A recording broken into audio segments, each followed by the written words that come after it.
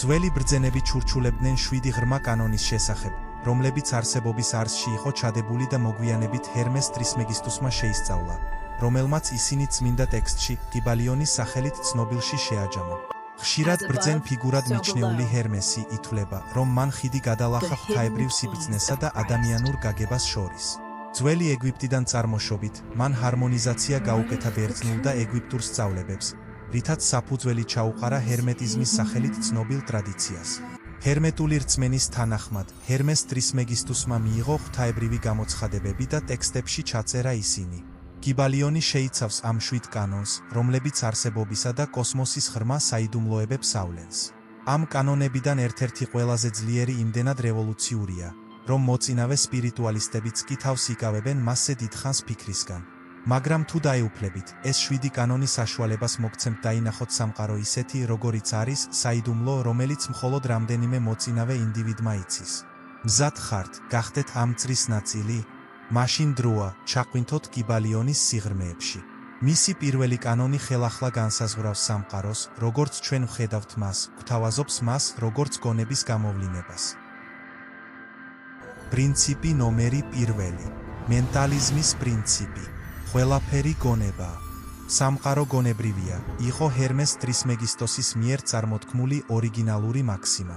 ეს ნიშნავს, რომ ნებისმიერი რამის არსებობისთვის, მას წინ უნდა უძღოდეს აზრი.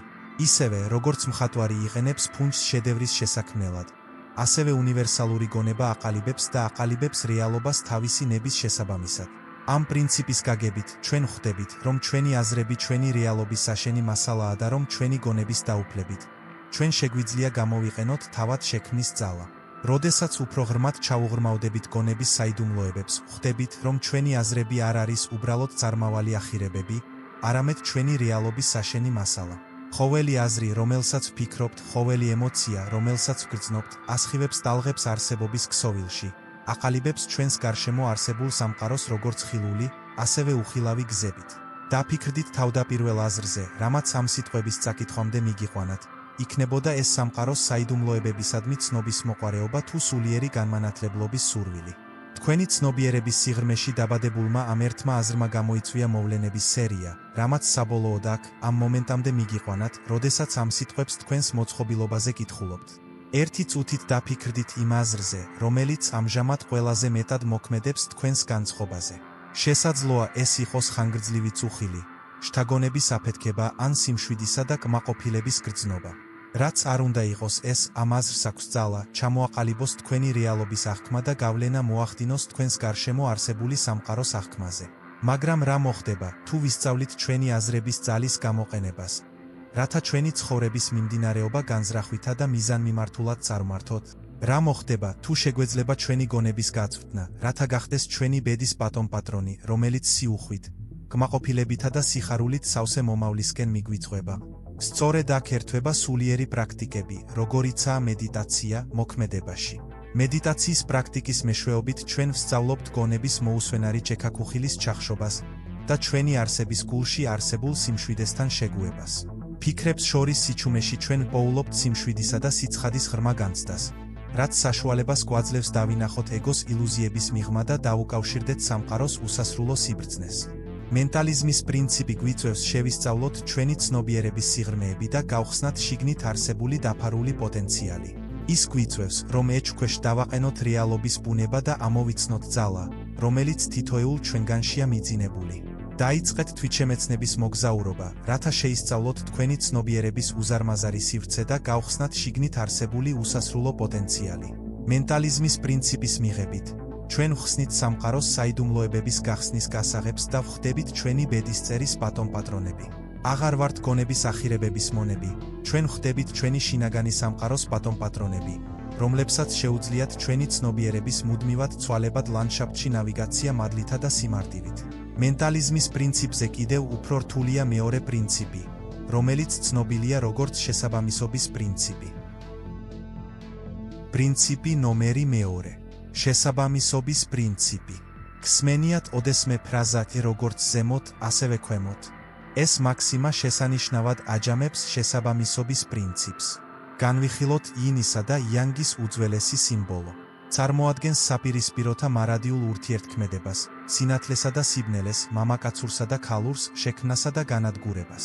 ამ სიმბოლოში იმალება შესაბამისობის სიბრძნე, რომ სამყაროს ყველა ასპექტი აირეკლება ყველა სხვა ასპექტში.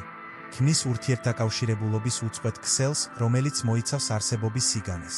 მოდით, ჩავუღრმავდეთ მე-17 საუკუნის ფილოსოფოსის, რენე დეკარტის, ფრანგი მოაზროვნის სიბრძნეს, რომელიც ცნობილია გონებასა და სხეულს შორის ურთიერთობის შესწავლით. დეკარტი ფიქრს ატარებდა რეალობის ბუნებაზე და დუალიზმის იდეას აყენებდა, ვარაუდობდა, რომ გონება და სხეული ცალკეული ერთეულებია, რომლებიც ერთმანეთთან ურთიერთქმედებენ.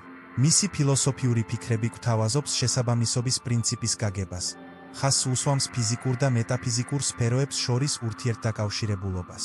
მაგრამ შესაბამისობის პრინციპი სცილდება ფიზიკური სამყაროს ფარგლებს და აღწევს ჩვენი ცნობიერების სიღრმეებამდე.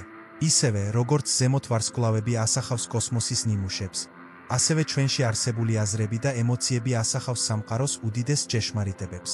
შესაბამისობის პრინციპის შესაბამისად ცხოვრება ნიშნავს იმის გათვალისწინებას, თუ რა ენერგიას ვაძლევთ სამყაროს და როგორ აისახება ის ჩვენზე. საქმე ეხება ჩვენი აზრების, ემოციებისა და ქმედებების პასუხისმგებლობის აღებას, იმის ცოდნას, რომ ჩვენ ვართ ჩვენი რეალობის თანაშემქმნელები. ერთი წუთით დაფიქრდით თქვენივე ცხოვრების ციკლებზე. სიხარულისა და მწუხარების ცვალებადობა, დაბადებისა და სიკვდილის რიტმები, ცვლილებების მუდმივი ნაკადი. ამ ციკლებში დევს შესაბამისობის ჭეშმარიტება. ეს გვახსენებს, რომ ჩვენ არ ვართ გამოყოფილი სამყაროსგან, არამედ მისი უზარმაზარი და ურთიერთდაკავშირებული მთლიანობის განუყოფელი ნაწილები ვართ. როდესაც სამყაროსთან ჰარმონიაში ვცხოვრობთ, ვგრძნობთ სიმშვიდისა და კმაყოფილების გრძნობას, რომელიც აღემატება გარე გარემოებებს. ჩვენ გვესმის, რომ ყველაფერი დაკავშირებულია და რომ ჩვენ ვართ რაღაც უფრო დიდის ნაწილი, ვიდრე ჩვენ ვართ. ამგვარად, შესაბამისობის პრინციპი ხდება ჩვენი თვითშემეცნებისა და სულიერი ზრდის გზამკვლევი. ის გვახსენებს, რომ ჩვენ არ ვართ პასიური დამკვირვებლები ცხოვრების მიმდინარე დრამაში, არამედ აქტიური მონაწილეები, რომლებსაც აქვთ ძალა ჩამოაყალიბონ ჩვენი ბედი.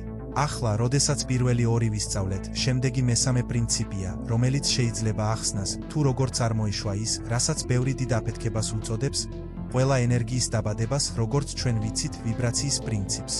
არაფერი ისვენებს, ყველაფერი მოძრაობს და ყველაფერი ვიბრირებს. პრინციპი ნომერი მესამე. ვიბრაციის პრინციპი. ძველი ეგვიპტელების მიერ გაგებული განმარტავს, რომ ყველაფერი მატერიიდან და ენერგიიდან დაწყებული გონებითა და სულით დამთავრებული, ძირითადად განსხვავდება მათი ვიბრირების სიჩქარით. სული ვიბრირებს წარმოუდგენლად სწრაფად, თითქმის უძრავად, როგორც მბრუნავი ბორბალი, რომელიც უმოძრაოდ გამოიყურება. მეორეს მხრივ, მატერიის ზოგიერთი ფორმა იმდენად ნელა ვიბრირებს, რომ უძრავად გვეჩვენება. ამ უკიდურესობებს შორის ვიბრაციის უთვალავი დონეა. დაფიქრდით რეზონანსის კონცეფციაზე. როდესაც ორი ობიექტი ერთი და იგივე სიხშირით ვიბრირებს, ისინი აძლიერებენ ერთმანეთის ვიბრაციებს, რაც ქმნის ძლიერ ენერგეტიკულ რეზონანსს.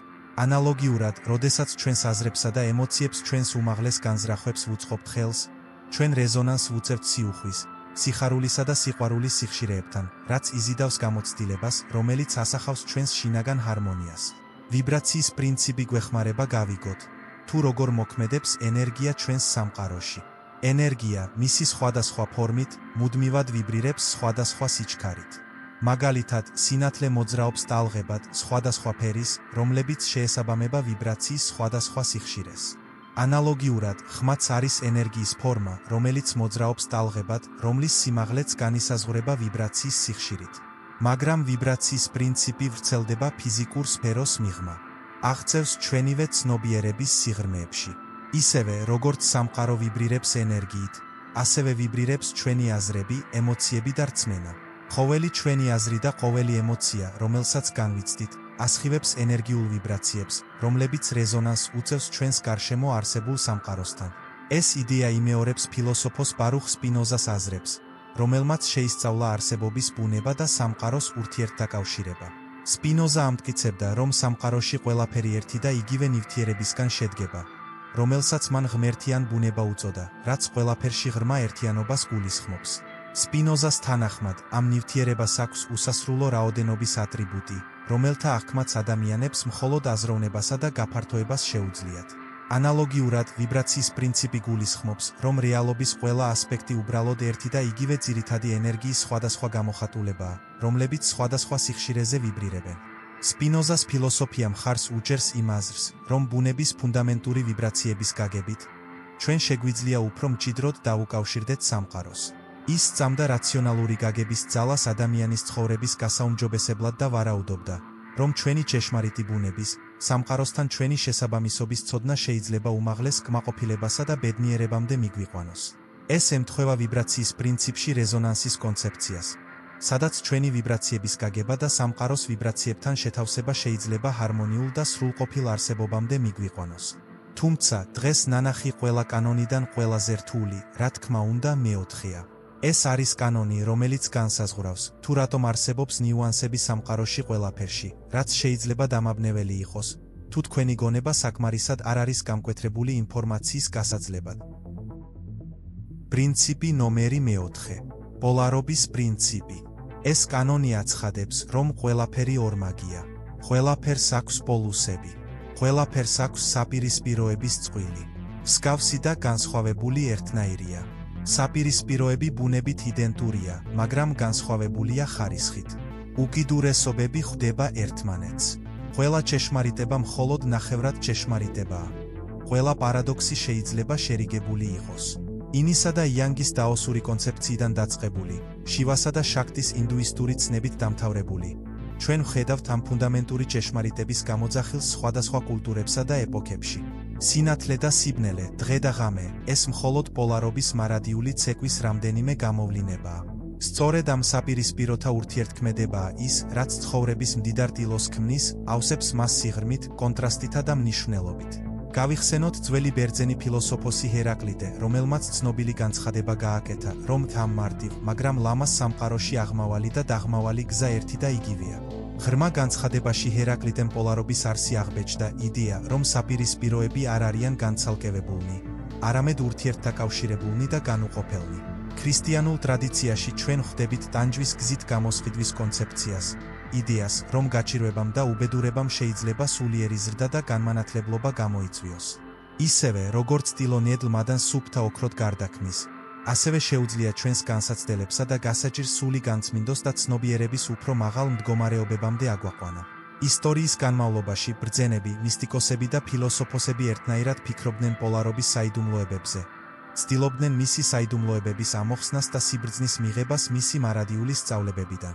და მაინც ჩვენი ყველა ინტელექტუალური ძიების მიუხედავად, პოლარობის ნამდვილი ბუნება ადვილად ახსნილია, რადგან ის არ არის ისეთი რამ, რისი გაგებაც მხოლოდ გონებით შეიძლება. ჩინელი ფილოსოფოსის, ლაო ცის სიტყვებით, ტაო, რომლის თქმაც შესაძლებელია, არ არის მარადიული ტაო. ანალოგიურად, პოლარობის პრინციპი აღემატება სიტყვებსა და კონცეფციებს, რომლებიც ენისა და აზროვნების სფეროს მიღმა არსებობს. ეს არის ჭეშმარიტება, რომელიც ჩვენი არსების სიღრმეში უნდა ვიგრძნოთ, პირველად განვიცადოთ.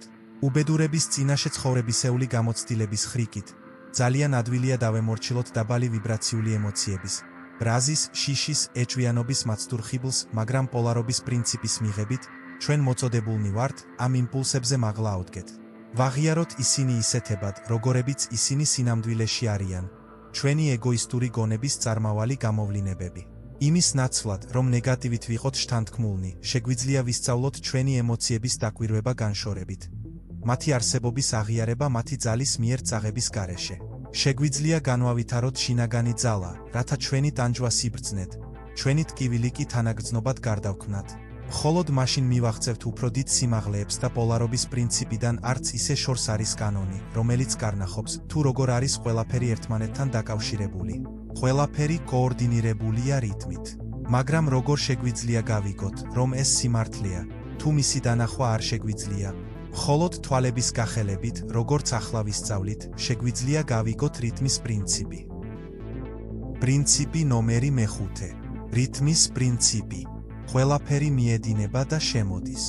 ყველაფერს აქვს თავისი მოქცევა. ყველაფერი აღმავალი და დაღმავალია. ქანქარის რხევა ყველაფერში ვლინდება. მარჯვნივ რხევის ზომა მარცხნივ რხევის ზომაა. რიტმი კომპენსირებას ახდენს. პოლარობის პრინციპთან მჭიდროდ არის გადაჯაჭვული პრინციპში ჩასმული ღრმა ხედვა, თანდაყოლილი რიტმი, რომელიც არსებობს საპირისპირო პოლუსებს შორის. მოქცევის დინების მსგავსად, ჩვენი სუნთქვის აღმავალი და დაღმავალი. სამყაროში ყველაფერი მოძრაობს მუდმივი მოძრაობის რიტმულ ცეკვაში. ერთი წუთით დაფიქრდით ჩვენს გარშემო არსებულ ბუნებრივ სამყაროზე. სეზონების ციკლში ჩვენ ვხედავთ დედამიწის გამოღვიძებას ზამთრის წილისგან. გაზაფხულზე ახალი სიცოცხლით ივსება. ზაფხულში პიკს აღწევს და საბოლოოდ ნებდება შემოდგომის სიმშვიდეს, სანამ ციკლი თავიდან დაიწყება. თითოეული სეზონი თან ატარებს თავის უნიკალურ რიტმს და ენერგიას, რომელიც ხელმძღვანელობს ყველა ცოცხალი არსების ზრდას და ევოლუციას. ასევე, ჩვენ ვხედავთ, რომ ეს რიტმები აისახება ჩვენში. ჩვენი ცხოვრება გაჯერებულია ზრდისა და ტრანსფორმაციის ციკლებით, გაფართოებისა და შეკუმშვის პერიოდებით, სიხარულითა და მწუხარებით. ზამთრის სიღრმისეულ პერიოდში შეიძლება აღმოვაჩინოთ, რომ ჩვენ შინაგანად ვართ მიზიდულნი, წარსულის გაკვეთილებზე ვფიქრობთ და გაზაფხულზე გვემზადებით ხელახალი დაბადებისთვის. ზაფხულის სისრულეში ვტკბებით მზის სითბოთი, ვტკბებით ცხოვრებისეული კურთხევების სიუხვით, ხოლო შემოდგომის ბოლო დღეებში ვემორჩილებით ცვლილებების გარდაუვალობას, ვენდობით სამყაროს სიბრძნეს, რომელიც სულის ბნელ ღამეში გვიხელმძღვანელებს. არსების ცვალებადობისა და ტალღების წინააღმდეგობის ნაცვლად, ჩვენ ვსწავლობთ მის მიღებას, ვენდობით სამყაროს თანდაყოლილ ინტელექტს, რომელიც ჩვენს მოგზაურობაში გვიხელმძღვანელებს. ისევე, როგორც მეზღვაური სწავლობს ზღვის ქარებსა და დინებებში ორიენტირებას, ასევე შეგვიძლია ვისწავლოთ საკუთარი ცხოვრების დინებებში ორიენტირება. ჩვენი იალქნების მორგება შესაძლებლობების ნაზი ნიავისთვის და ქარიშხლების გამბედაობითა და გამძლეობით გადალახვა. მაგრამ როგორ გამოვიყენოთ ეს პრინციპი ჩვენს ცხოვრებაში? კარგი იქნება, თუ გვახსოვს, რომ არაფერია მარადიული. პირიქით, ყველაფერი მუდმივ ცვალებადობასა და ტრანსფორმაციაშია. ამ კანონის მიღება არსებობის წარმავალი ბუნების უფრო ღრმა გაგებას იწვევს და ინდივიდებს საშუალებას აძლევს, ცხოვრებისეული რყევები უფრო მარტივად გაიარონ. ჩვენ თითქმის მზად ვართ, შევისწავლოთ სამყაროს ორი ყველაზე ღრმა საიდუმლო. შემდეგი ორი კანონი კარნახობს კაცობრიობის მიერ ოდესმე შესწავლილ უდიდეს ჭეშმარიტებებს. მზად ხართ, გაიგოთ, რა არის ეს? დავიწყოთ ერთ-ერთი ყველაზე შესწავლილი უნივერსალური კანონით, რომელიც კი ოდესმე შემოთავაზებულა. მეექვსე პრინციპი. მიზეზისა და შედეგის პრინციპი. არაფერი ხდება იზოლირებულად. თავისი არსით, მიზეზისა და შედეგის პრინციპი ხაზს უსვამს რეალობის ურთიერთდაკავშირებულ ბუნებას. ყველა მოვლენა, ერთი შეხედვით უმნიშვნელო თუ მონუმენტური, რთულად არის დაკავშირებული წინა მიზეზებისა და შემდგომი შედეგების ჯაჭვთან. ეს ურთიერთდაკავშირება დროისა და სივრცის საზღვრებს სცილდება. ინდივიდუალურ მომენტებს სცდება და მიზეზობრიობის უწყვეტ და უწყვეტ ნაკადს ქმნის. მიუხედავად იმისა, რომ ამ კონცეფციის გაგება მცირე ფიქრითაც ადვილია, ის უფრო რთულდება, როდესაც მის შესახებ არანაირ იმპლიციტურ ჭეშმარიტებას აღმოვაჩენთ. ჩვენ არ შეგვიძლია ჩვენი ქმედებების შედეგების უმეტესობის კონტროლი ან პროგნოზირება. მიუხედავად იმისა, რომ შეიძლება ვიფიქროთ, რომ შეგვიძლია შედეგის კონტროლი, დიდი შანსია, რომ მასზე მხოლოდ საუკეთესო შემთხვევაში შეგვიძლია გავლენა მოვახდინოთ. აღმოსავლური შეხედულებების თანახმად, Wu-Wei's, ანუ უმოქმედობის კონცეფცია მჭიდრო კავშირშია მიზეზ-შედეგობრივი კავშირის პრინციპთან, გარე-გარემოებების კონტროლის ან მანიპულირების მცდელობის ნაცვლად. Wu-Wei ინდივიდებს ცხოვრების ბუნებრივ რიტმებს მიჰყვება, რაც მოვლენებს ორგანულად განვითარების საშუალებას აძლევს ზედმეტი ჩარევის გარეშე. ეს მიდგომა განასახიერებს იმის გაგებას, რომ ყველა ქმედებას აქვს თავისი შედეგები და რომ დაოსთან ან გზასთან შესაბამისობაში მოყვანით. ადამიანს შეუძლია არსებობის სირთულეებში უფრო მარტივად და მოხდენილად ნავიგაცია. რისი კონტროლით შეგვიძლია არის ჩვენი აზრები და ის, თუ როგორ მოქმედებენ ისინი ჩვენი ცხოვრების დანარჩენ ნაწილზე. როდესაც უფრო ღრმად ჩავუღრმავდებით მიზეზ-შედეგობრივი პრინციპის შესწავლას, ეს გვაიძულებს დავფიქრდეთ ჩვენს როლზე არსებობის დიდ სქემაში. ჩვენ უბრალოდ პასიური მიმღებები ვართ გარემოებების დინებით წაქეზებული გარე ძალების. თუ გვაქვს უფლებამოსილება და ძალა, რომ ჩამოვაყალიბოთ ჩვენი ბედი, გავლენა მოვახდინოთ მოვლენების მიმდინარეობაზე ჩვენი აზრების, სიტყვებისა და ქმედებების მეშვეობით. ახლა მიზეზი, რის გამოც საბოლოო კანონის გასაგებად ამდენი მომზადებაა საჭირო, არის ის, რომ ის მოიცავს ცხოვრების აბსოლუტურად ყველა ასპექტს. მაგრამ ადამიანების უმეტესობას არ შეუძლია მტკიცებულებების მიღმა დანახვა. ეს არის სამყაროს მმართველი 7 კანონის მოუხელთებელი, ენიგმატური ფინალი. პრინციპი ნომერი მე-7. გენდერის პრინციპი. გენდერი ყველაფერშია. ყველაფერს აქვს თავისი მამაკაცური და ქალური პრინციპები. გენდერი ყველა სიფრთხეში ვლინდება. სწორედ ეს განაცხადა ჰერმეს ტრისმეგისტმა თავის საბოლოო კანონში. ცხოველებისა და ადამიანებისთვის ადვილი გასაგებია. მაგრამ როგორ შეიძლება მამაკაცური ან ქალური პრინციპების გამოყენება ისეთ უსულო რამეზე, როგორიცაა ვარსკვლავი, ღრუბელი ან ზღვის ნიავი? მაგრამ რა ხდება? გენდერის პრინციპი გაცილებით სცილდება ბიოლოგიური სქესის ან საზოგადოებრივი გენდერული როლების სფეროს.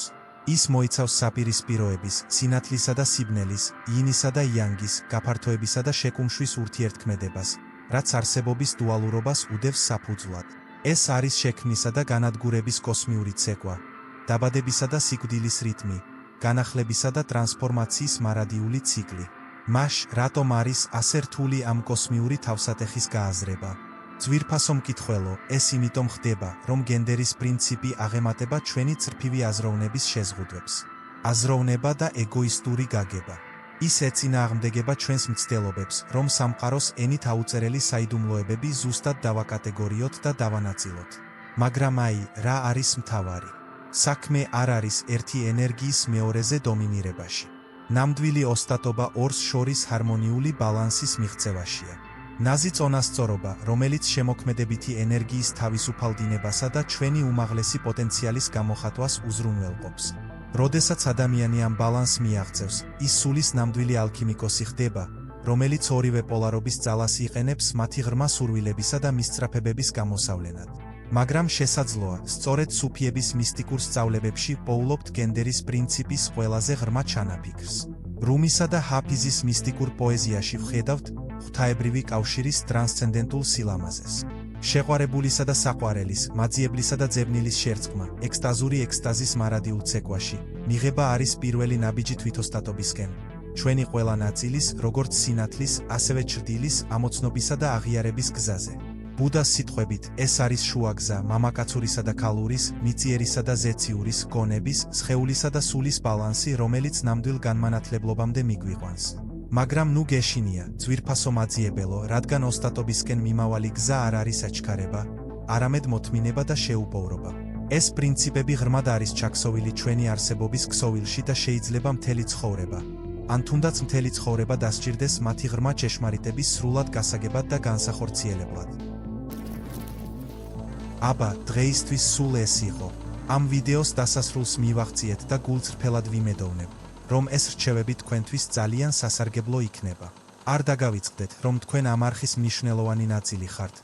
ამიტომ თუ ამ ვიდეომ რამეში დაგეხმარათ ფიქრიან სწავლაში, დატოვეთ მოწონება და კომენტარი თქვენი აზრების შესახებ, რათა მეტმა ადამიანმა აღმოაჩინოს სიბრძნის ძალა.